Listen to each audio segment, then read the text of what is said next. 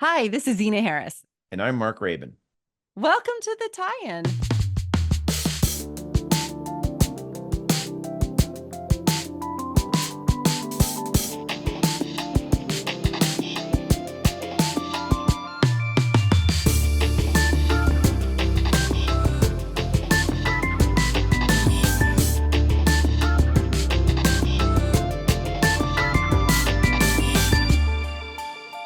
We've been working in entertainment together for 10 years now, and we've come across so many cool people doing amazing things.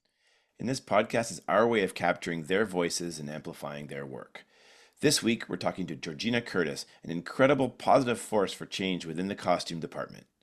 Yeah, I met Georgina a few years ago, and I've always kind of known her to be a kind and caring soul. So I'm excited to hear her story and what she thinks about from her perspective in the costume department. Totally, and I'm very interested too as well. As you know, I'm more of a techie guy, so I'm hoping that she talks about being able to make solar panel dresses and plug them into power sets. Yeah, I wonder how that would work. I'm sure with, cool, innovative textiles these days, it's not unreasonable to think about that. Maybe she'll mention something about that. I'm sure she will, but she's just definitely such a well-rounded person as well. So she understands that sustainability touches all aspects of production. I think she's just such a good example for her department and the crew. She just kind of emanates positivity. So, looking forward to this conversation. Let's dive in.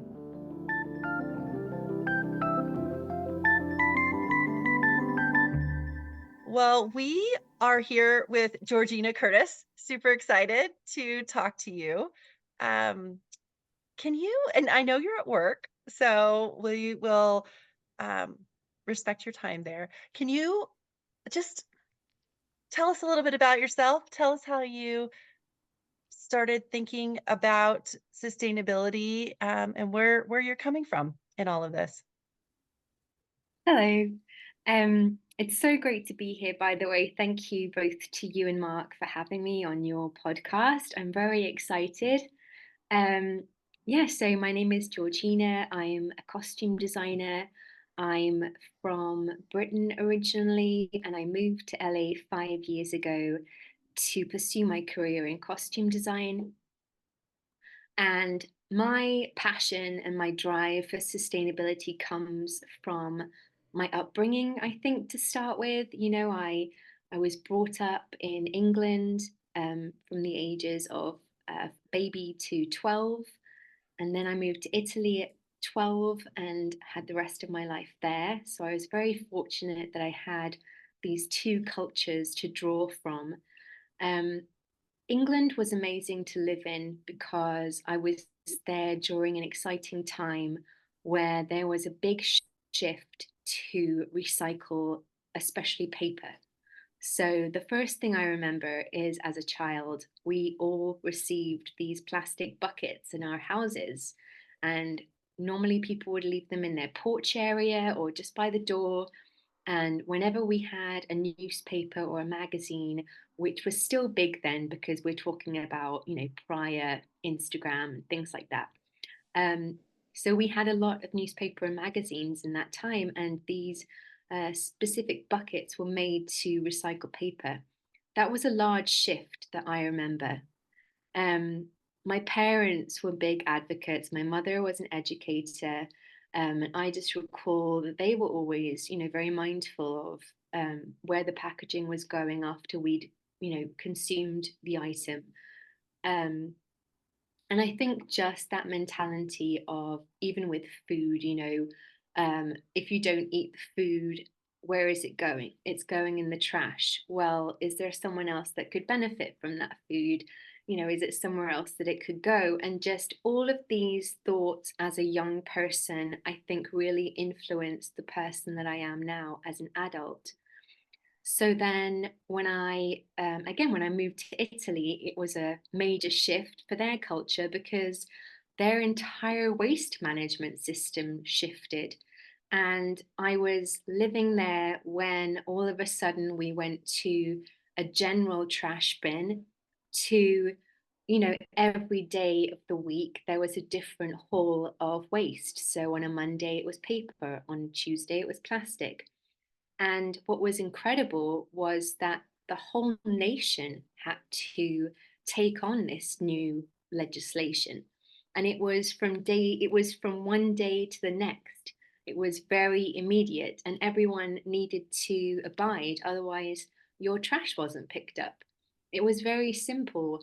And I think the fact that the communals were working with the public, so all of the trash liners and these small containers. We had 6 of them that were given to us, along with the biocompostable trash liners. Those were all given to you Hmm. free of charge. And then it was, of course, up to you as a citizen to, put them in your house, make it work for you. We just stored them in our kitchen, so it was super easy. If you had something plastic, you put it in the plastic bin. And so, again, just all of these things growing up, witnessing, living through, they just opened my mind and they made me super conscious of how I was living. So then, when I moved to LA, I remember water was really big for me. I love drinking water. And over in Europe, we don't have purified water. We have spring water. And so when I moved to America and started looking at the packaging, and the majority of the water here is purified, or at least in the supermarket aisles, right? So then I went searching for how to bring spring water into my diet again because I missed it. And so that led me into a big research of, where to get spring water. And so that was for me a first step in becoming more sustainable in my lifestyle here in LA. Was I think since moving here, I've been plastic free in all my water consumption, which is really cool. I'm Yeah. proud. Yeah. Yeah, absolutely. And of course, living here in LA in this time is also super cool because, again, I'm here when there's a shift, and it's an exciting shift. It's a shift towards recycling. I've witnessed now different cities in LA, bringing in the brown bin, I believe it is, or in some cities it's green. But that bin where we are allowed to put our food waste, our plant waste, our biodegradable waste. Um, so again, an exciting time to be here. Um, and of course, I want to bring this into my work. I want to be conscious when I'm designing. And it's a super incredible time to be doing that, and all the creativity that goes behind bringing sustainability into costume design. Yeah. So when along this journey did you start thinking about costume design and kind of this tie-in with the sort of sustainability you were living personally and your costume design? Yeah, I think just by those small shifts in how I was living, I just started to. I remember at work, I started witnessing so much waste, and things that we all use and things that we all need, like simple things like hangers, safety pins, tags. We all use these like manila tags Mhm. that we write on, and we just use them every day endlessly. And I was throwing, or being told to throw away these items. And again, I was being that little girl. Oh, can someone else use this, or could it be reworked, or could it be given to someone who needs this? And the answer was like, yes. Everyone needs hangers. If it's not a colleague, it might be someone in your family or your neighbor, but everyone uses hangers. Like, how can we just be throwing these away without any thought? And that kind of bugged me. It Yeah. kind of just kept going around in my head, going like, there's got to be a way, there's got to be a way. And at the time, I was very fortunate. I was a member of the local 705, which is the union here in Los Angeles for motion picture costumers. And through them, they have different committees. And immediately, with that niggling thought, I was like, I've got to create a space where we can have more discussions like these. Yeah. And I want to talk with like-minded people. And there were many like-minded people. Anytime I was on a set, I had conversations with colleagues and people that I was just meeting with, team members, and I kept hearing these voices about the same topics, about the same things that I had been talking about. So then I felt empowered by, great, I have like other people thinking this way too. So we can really get behind this and really create a shift, in our workspace. And that was very exciting. So, on the back of that, I approached my local with the idea to start a sustainable committee. Um, and we called it the Green Committee for various different reasons. One of them is because of Green Spark Group. But Oh, I love green, and I just thought that it was the way to go. So then in 2021, during the pandemic, um, I had the green light to start the Green Committee, and nice. we've been going strong. That's excellent. That's excellent. So what do you guys meet regularly? What are you doing? We do. I try and meet every 3 months. Okay. And, I'm lucky enough, I also am a member of the 892 Costume Designers Guild. It's lucky in the sense that I get to participate in both discussions and I get to see what we're both working on. And I get to participate and help both locals. Um, and I believe in that because the only way that we're going to turn a movie or a TV show into a sustainable show is by doing this all together. Yeah, so at our meetings, they happen like maybe 3 or 4 times a year. Okay. And we've been doing them hybrid, which means you can either come in person to the meetings or they're on Zoom as well. Hmm. And apart from doing fun activities like we help with river cleanups when we can, because I believe that a big part of being sustainable is just giving back to a community. I have a massive drive to give back to my costume community. So we talk about ways to do that. Currently I talk a lot about the green room, which we'll get to in a moment, and the management of the green room. um, I've also invited 892 have a sustainable committee, and they also come to our meetings again so that we have more of a coalition and we can really understand what both of us are working toward, which is, looking at a costume department and reevaluating how we seeing items, reevaluating our waste management system, reevaluating how we're creating with what we're creating, um, and just looking at the better options out there. We're so lucky now that there's so many products out there and there's so much innovation that there are always these greener options out there, it would seem. And Hmm. so at the moment, we're really trying to present these options to designers and to supervisors, which, they're the people that have the power to purchase and to make the choices.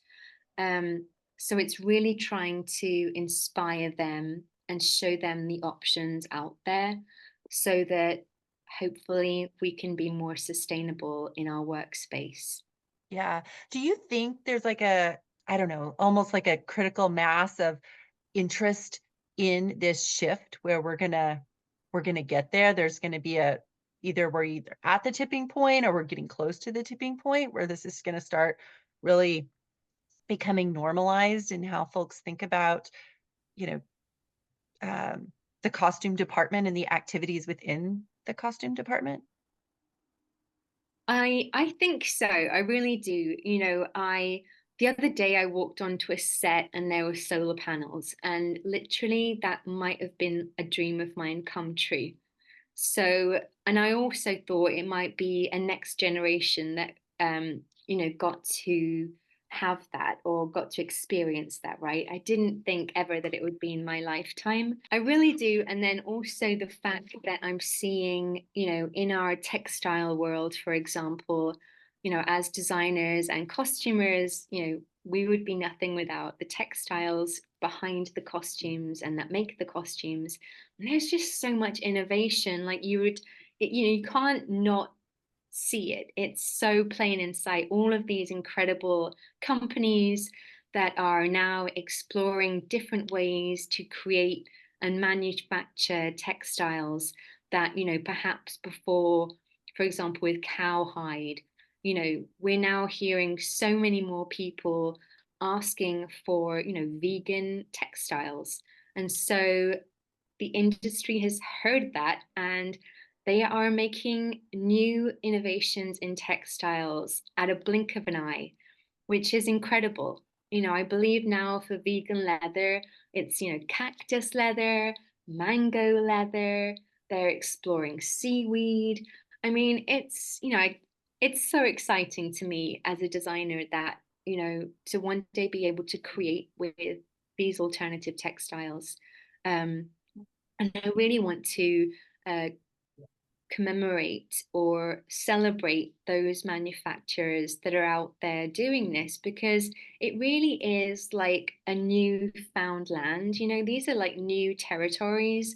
No one's ever made leather using mango, but it's incredible that we're witnessing this. It's such an exciting time. Yeah. Yeah, Georgina, thank you again for being here. And you touched on something earlier. When Zena and I first started chatting, it was really around recycling water bottles and food scraps, and then we moved into the energy side of things, which is still coming. But it's a natural progression to have sort of set deck, of course, and then costumes. What innovations have you seen other than obviously there's the sort of the bio leathers, I guess. I don't know what you're calling them, the alternative textiles. But are you seeing other innovations happening more frequently, or is it still sort of a pull and a push to try to make things happen within the costume department? Well, thanks, Mark. That's such a cool question. I think there's so much going on. One of the biggest things that's inspired me, which I'll never forget, was I was on a flight from Hong Kong to Los Angeles, and just looking at what was available to watch during the 11 hours flight, whatever it was. I stumbled upon a documentary, and I'm a big documentary person, love documentaries. This documentary focused on textile waste, so it immediately grabbed me, pushed the play button. My mind was blown. I couldn't believe what I was seeing, that these amazing creatives in Hong Kong had not only designed, but had built a machine where you put in textiles, unwanted textiles, and through the machine will come out at the other end yarn to make new clothing. I believe the machine is called garment to garment. Okay. And to me, that is incredible. And, if I was a millionaire, I would buy and invest in that company, and I would give both my unions one of those machines, because textile waste is a huge problem. We only have to go on our socials to see those horrendous images of, countries just being exposed to so much waste and mountains of textiles that are just sitting there in landfills.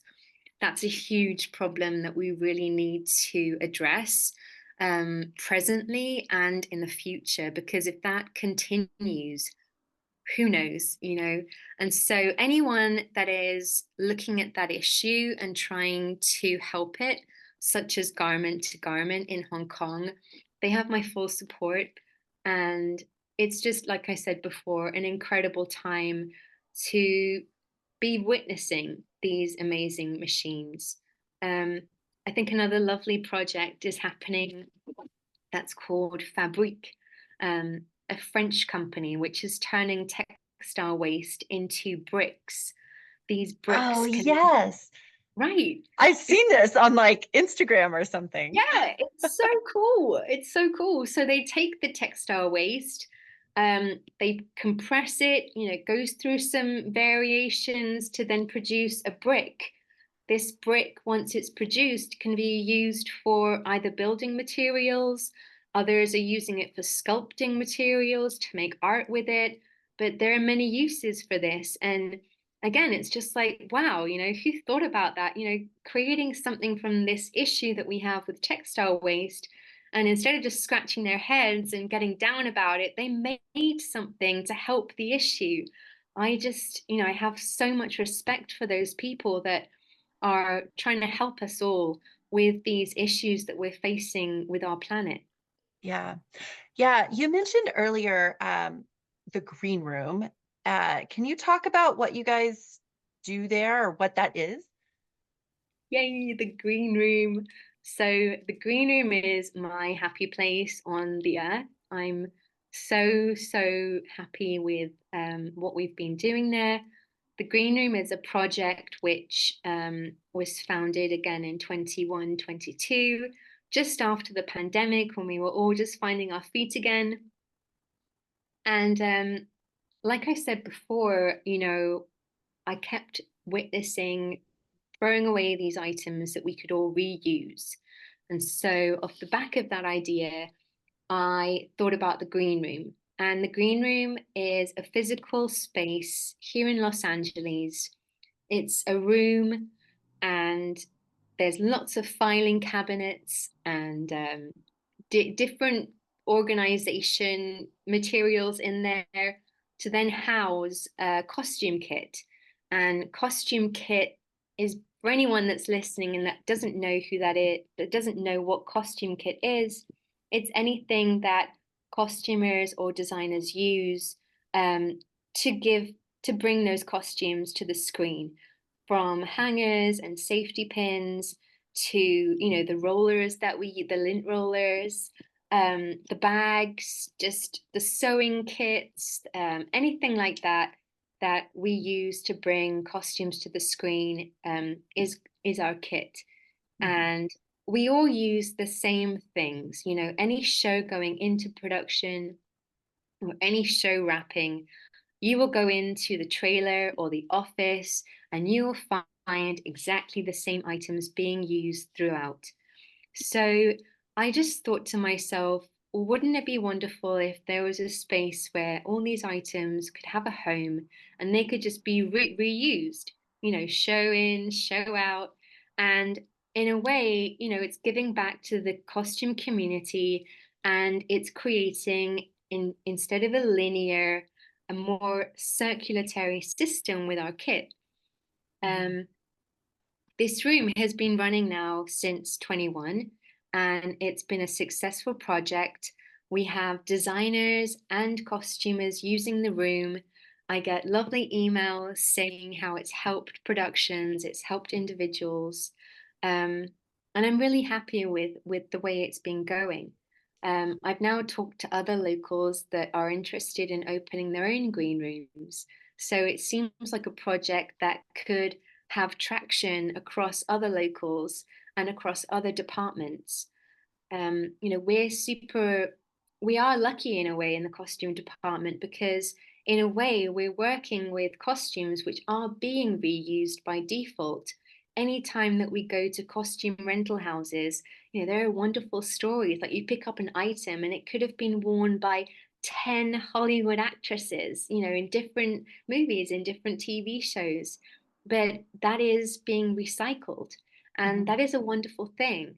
And so again, I was inspired by that, and that in a way the green room was just a costume rental house but for kids. Yeah. It's a non-profit. Everything in the room is completely free of charge. No one is there managing what goes in or goes out. I and volunteers, we do go in and we help organize. um, but it's been great, and what we've seen more and more is now people that are retiring in the business. So any designers or agers and dyers or costumers that are retiring I've been getting emails from them, and they want to donate their kit to the green room because they want other people to come in and use it. And that's a wonderful thing. I myself, as a young budding costume designer coming up in London, fresh out of college, not a penny to my name, but yet you get your first call, and mine was for a feature, and I tell you, I didn't sleep all night, and my main concern was, what do I put in my kit bag? You're expected to turn up on set, and you're expected to have certain items in your kit bag. And gosh, if you don't have those items, you may be looked upon as inexperienced, or someone that doesn't know what they're expected to do on set, and you wouldn't want to have that, like, put on you. So I really feel like the green room is for those costumers that, really want to reach out to them and welcome them to use anything in the green room. Um, Nowadays, we're so lucky that we can go and look about what should be in a costumer's kit. But back when I was coming up, we didn't have those resources. So I literally had to guess. Yeah. And everything went okay, by the way. I had a great first day on my set. But yeah, it's there to help. Yeah. It again, it was like a calling. And I want to thank everyone at my local at Motion Picture Costumer 705. They helped me so generously by literally giving me an entire room in their building. That was unexpected. I wasn't expecting that at all when I pitched the project to them. And that was overwhelming. I couldn't really believe it. I still can't believe it. I think it's so generous of them. And I Yeah. also want to thank the Costume Designers Guild 892. We share this space with them, and we welcome designers because, we recognize that we do all work together. And so it's beautiful to be able to help each other out. Yeah. Yeah. Such an Beautiful. amazing, like, gesture of community and yeah, just helping other costumers and designers. Um, can you I recently saw you. We spoke together on a local 600 panel at the NAB show, and then also saw you at the Dancing with Light event in LA. And can you talk a bit about um, your work there? You told me about this wonderful couture dress that you sent pictures of. Can you talk a little bit about that and what you're doing with design now? Yeah, and it was so good to run into you, Zena. You're like a massive inspiration to me, and you've been like a founding block in all of my foundation to all my work here. So I just want to shout out to you. Oh, thanks. um, but yeah, I've been vocal in my sharing of what we're doing at 705, again to inspire and help other locals. Like I said before, there's interest in other locals taking on the project, and relating it to their craft. And then with my design work, I've really been wanting to connect to other filmmakers that want to use sustainability in their projects. Um, and so through going to events and just being as present as I can, anything with sustainability in there, I want to be there. Um, and I've been meeting such wonderful people, you included, at these events. And, through talking and my passion, I've been meeting wonderful, directors and other filmmakers.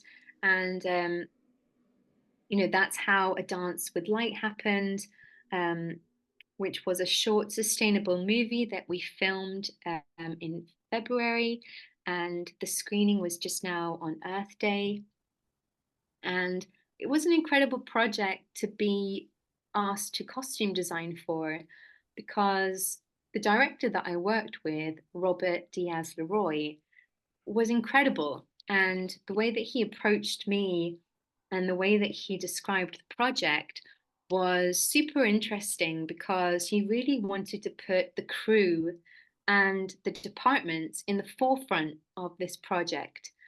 He wanted to really show like the inner workings of what it would look like for each department in a movie to be powered by cleaner energy.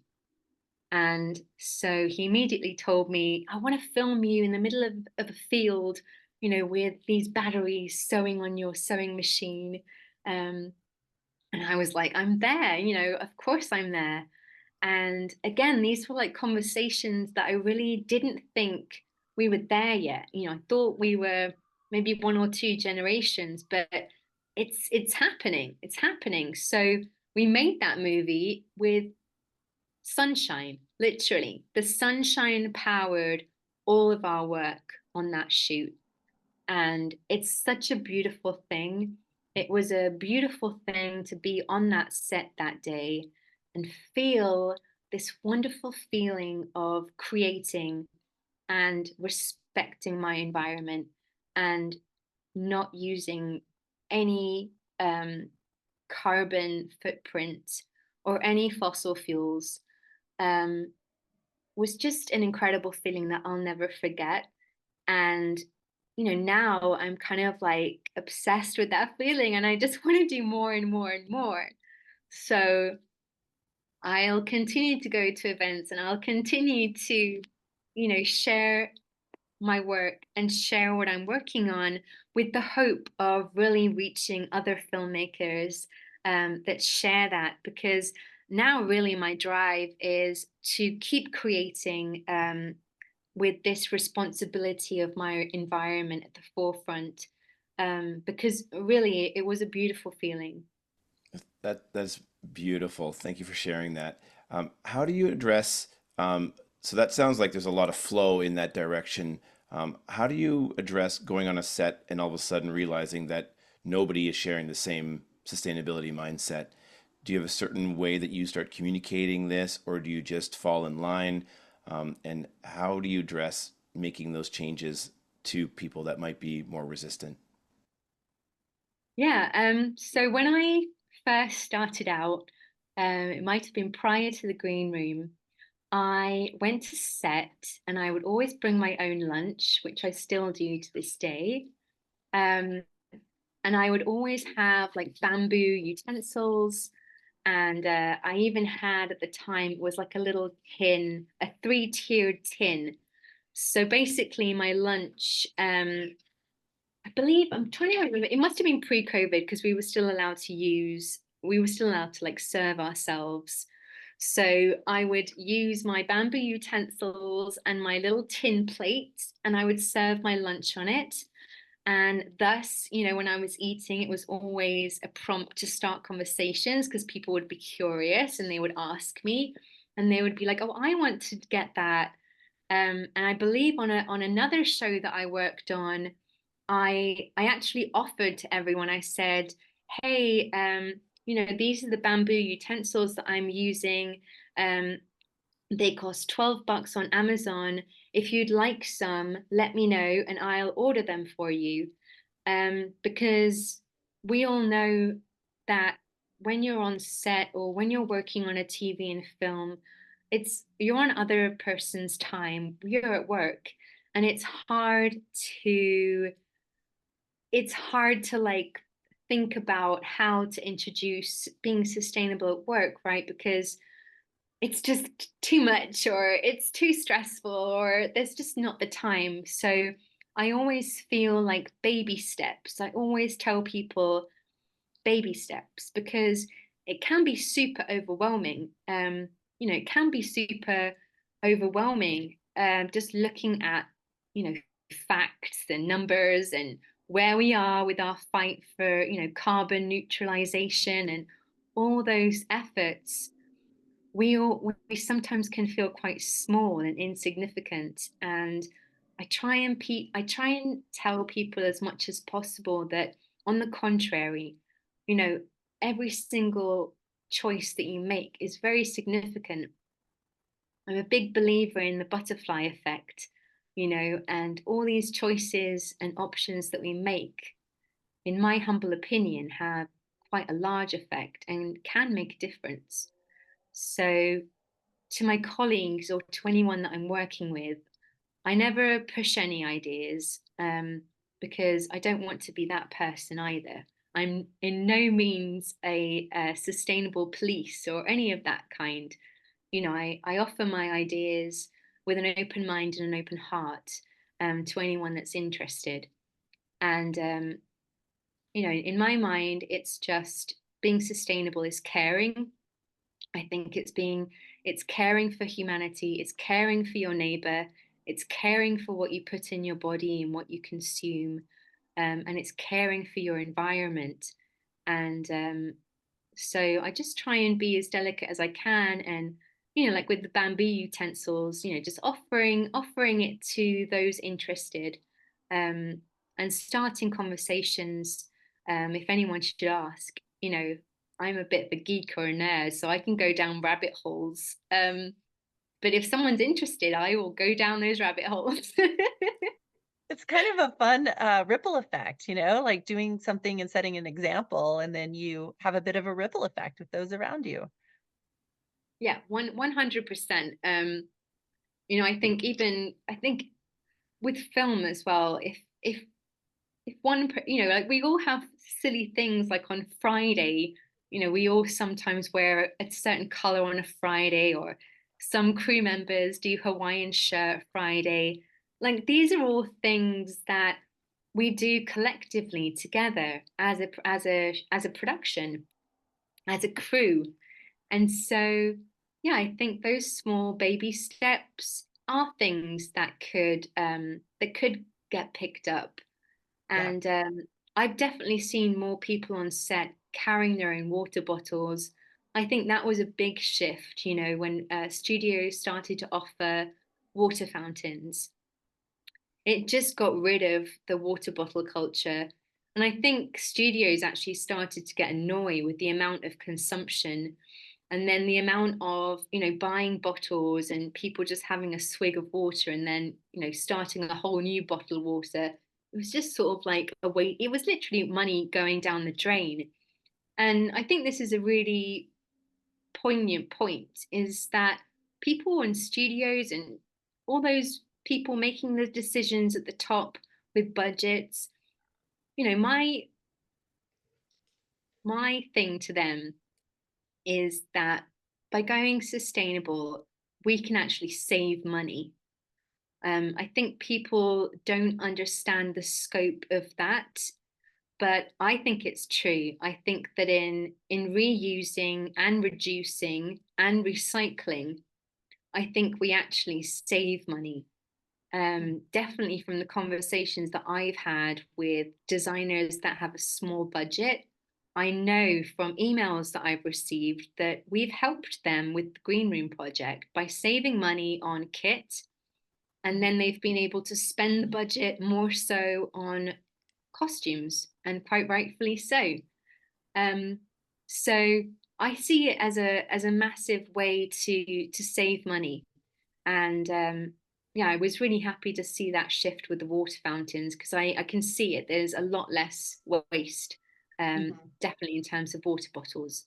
Yep. Yeah. I have a question from a non-costume film person. I'm more on the event innovation side of things, I guess, and film as well. But what tell us about the costumes and sorry, maybe from a percentage basis, how many are bought new? How many are made? How many are recycled? How many are thrown away? How many are resold? Can you give us a bit of a lay of the land of the costume department and where the sort of inputs for that come from and where the outputs go? Yeah, that's such a fascinating question. So I think it all starts with what period you're working with.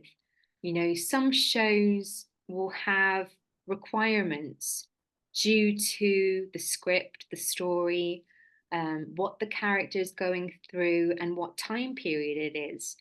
Here in Los Angeles, we're so lucky that we have numerous costume rental houses.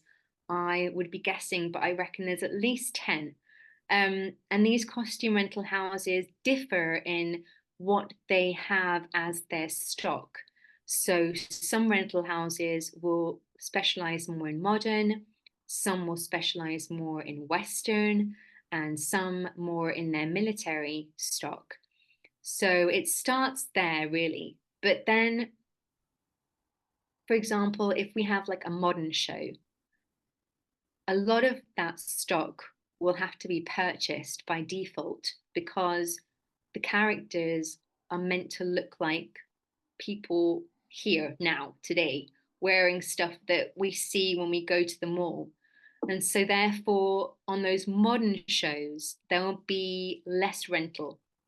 Um, if we look at, any show like Pirates of the Caribbean or any of those shows where there's, period costumes, so anything of a historical nature, or like Waterworld, for example, where it's got a more sci-fi theme and everything is probably being custom made, right? So those custom made shows will be items that again have been specifically made for that show. But then what's great is that then hopefully those items will go back into a rental house and go back into stock, meaning that they'll have another lease of life to them. And the same with those period shows, a lot of the stock is rented, meaning that then it will go back into the costume house to be rented again. When things are custom made, it'll be for specific characters or specific gags. Like we do have to work with multiples to break down what that is. For example, if a character in a show gets orange juice spilt on him in the script, due to the nature of filming, that means as a designer, you want to prepare and have multiple shirts for this gag to happen. Because on take one, the orange might just dribble on the shirt. And so the director might not like that. And so he might say, we need to go again. In that case, you're going to have to pull a whole new white shirt to try the gag again. And that might happen frequently. So that's what we refer to as multiples. As soon as that happens in a script, you need to either get something custom made or purchase.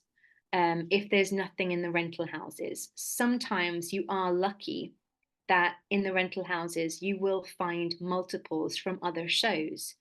And yes, if you like it and you can reuse it, then that's what people do.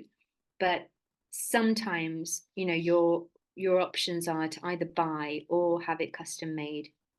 And so it really just differs from the period, the type of gag that's being used in the script, and the character. And I'm sure, the director would definitely have a say in those as well. So again, it's like a collective, it's definitely like a collective choice. Um, yeah, I hope I've explained that process a little bit better to you. It's very informative. Thank you. Yeah, there's a lot of decisions that go into all of this. It's not just easy like, "Hey, we should just reuse." There's a lot of different, steps and decisions and collective effort and kind of looking at the whole of what we're trying to achieve in that scene or whatnot, and how all of these different departments have to collaborate because how would you know, if you didn't, like, talk to people about how they wanted to execute that scene, right? I find that One, so 100%, Zena.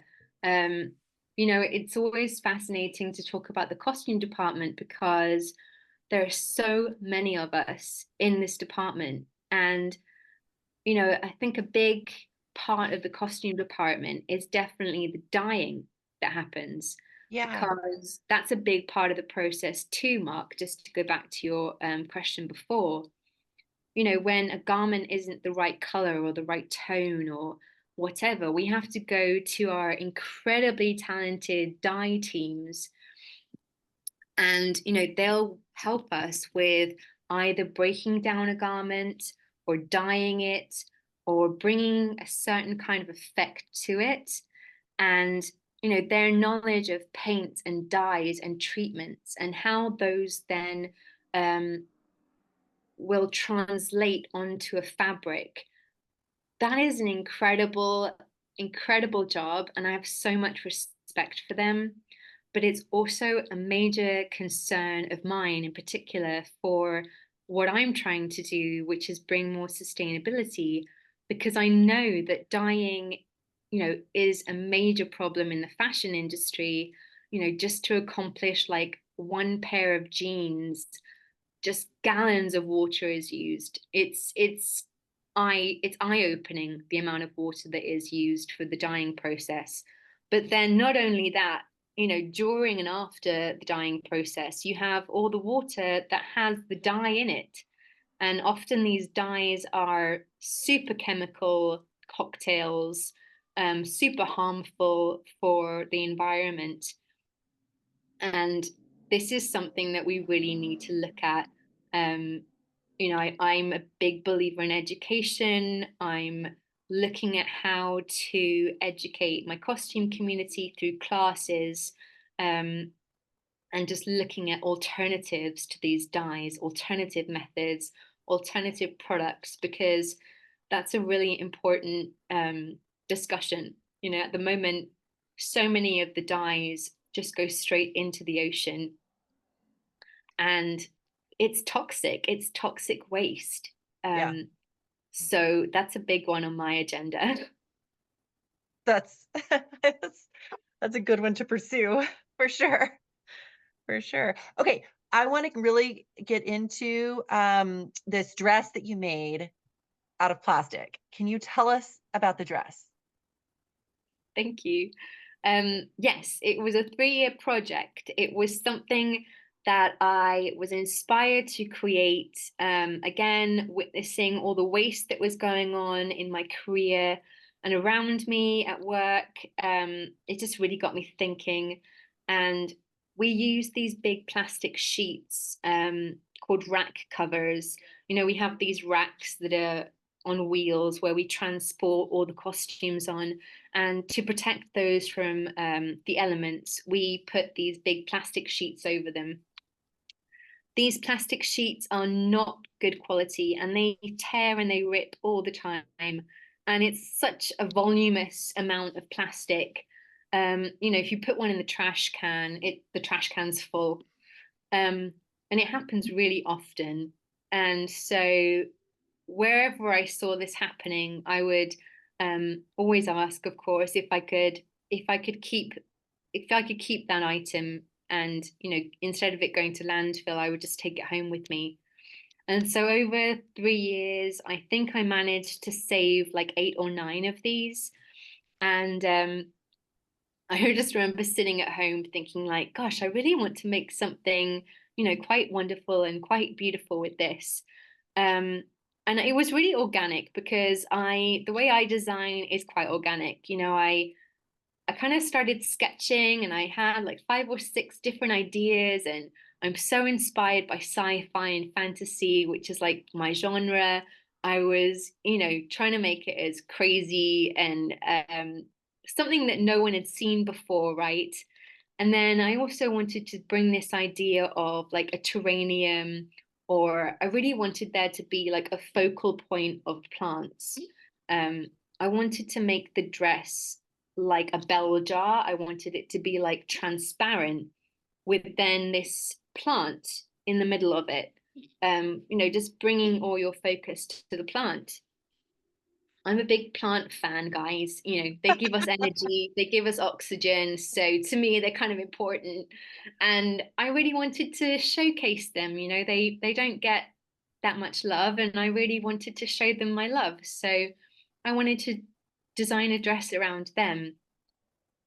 And so with the plastic, I decided to make this beautiful haute couture dress, and it's 2 pieces. It's a corset, and it is a large voluminous skirt. Um, I worked with a wonderful team to help me construct it. And we worked together and we sewed it. And there was a lot of hard work behind it because plastic is not easy to work with, especially when you're sewing it on a machine. The needle gets stuck, it's not happy. So it took a lot of work. And, I had the team behind me were just incredible. And I was so fortunate to work with them. Once the dress was made, I contacted some crew, and it was at a time where we were striking here in LA. So there was a lot of availability. And I had a stellar crew that I have no idea how I was so lucky to work with. Um, and we worked one day here in LA in January, and we shot some stills, and we made a 2-minute sustainable short. And really, I didn't create it for any outlet. I certainly didn't create it for any monetary outlet. This was just pure passion, pure inspiration. I tell everyone now that it's awful to say, but I can really die happy because this was like a massive itch that I got to scratch. And everything about that dress is literally like everything that I love. So I was very fortunate to, as a creative person, be able to really get that out and have it as an outlet. It, And so, yeah, I'm really happy with the project. And I just really hope that it serves as an emblem of, hey, we can create something beautiful with trash. Um, the kind of credo that I put behind the dress is waste less, create more. Because literally the dress is made out of trash. It's trash and then a lot of blood, sweat, and tears. Um, but again, my mother brought me up that one man's trash is another man's treasure. And I believe that through and through. do you think this dress will end up on a red carpet somewhere, or like I saw the Met Gala costumes recently? It reminded me sort of when you're speaking about that. Any plans to get it out there? Oh my gosh, that would be so cool, Mark. I do have plans in the dress. I don't know about a red carpet, but I would welcome that. But I really don't want the dress to just end up, in a bag, tossed to the side. I really want the dress to just keep having more and more life. A little bit like a costume rental house. The dress goes back on into the stock and then gets reused again. So I would love to see the dress being used in other projects, or being worn, with other people. I would welcome anything like that. But really, my hope is that it just keeps reliving, and so that message just keeps echoing, through the years to come. That's awesome. That's awesome. Um, well, we'll keep a lookout. I'm curious, what happens to it over and over and over again. That's a story in and of itself, right? How this thing can be reused and what it gets used for and all. I would love to hear about that over the years. So, okay, we do this last sort of question. We've been doing it with everyone we've interviewed, and everyone has a different answer, so there's no right or wrong. So we're curious, if you were to create a new playbook, or guiding principles about sustainability and entertainment, what would be first or second on your list? It's a great question. I think waste management and alternative fuel. And I see both of those things being addressed, which is awesome. But I think what I would love to see is more like focused. So like that's kind of more general. And yes, our studios are having to adhere to it, which is great. But how are we translating that over to then our departments? Um, having worked on these sustainable projects is so amazing because I've been part of this conversation and I've seen this happening and I know how it works. But now it would be great to see this being translated into larger scope productions, um, and really seeing like those changes being made. And specifically to the costume department, I really would love to see those changes.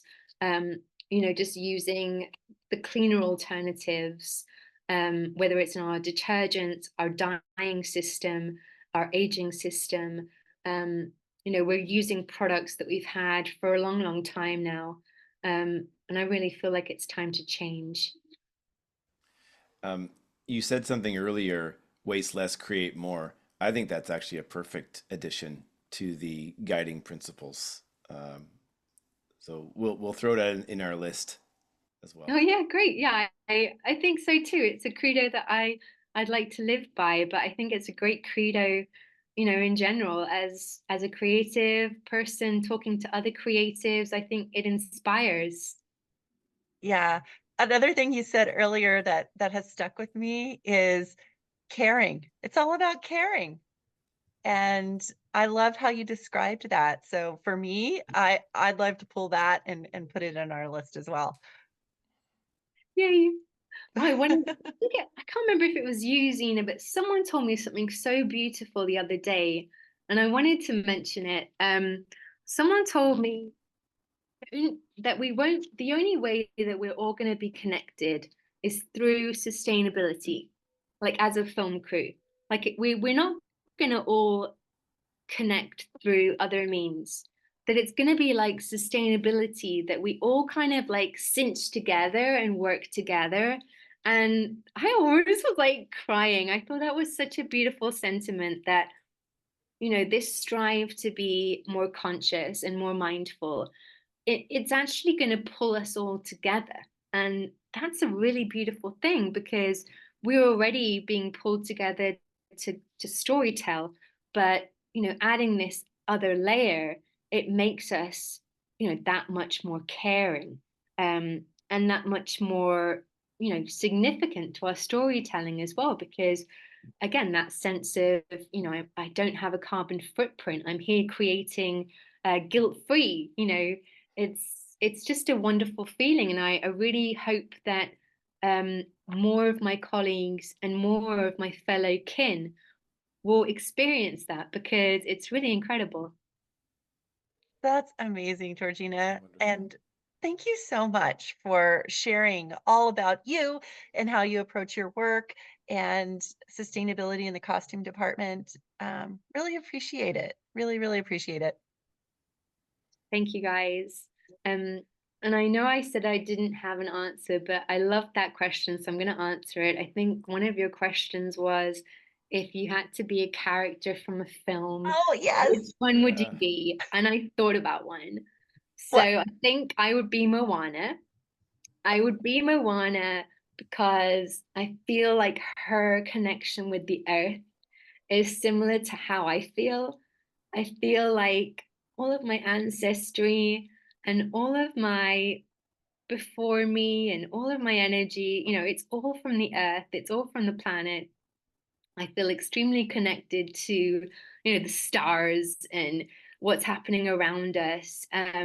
Because it's true, like we are here because of, what's happened to the planet, and this amazing, chance to be here and living. And I feel like the character of Moana, you know, we have that common share in our love for the planet and the connection to our planet. So, Moana. Excellent. awesome. Thank you so much, Georgina. And thank you for taking a leadership role as well, and in all the work that you do as well. It really does take leaders like yourself to put yourself out there and start to make change, even one bamboo fork and knife at a time. Thank you, Mark. I'm so grateful for your kind words, and right back at you and Zena, the work that you're doing, and this platform, and the chance that you're giving to filmmakers and creatives like myself to share their stories and to share their passions. It's extraordinary. So thank you so much. I'm so grateful.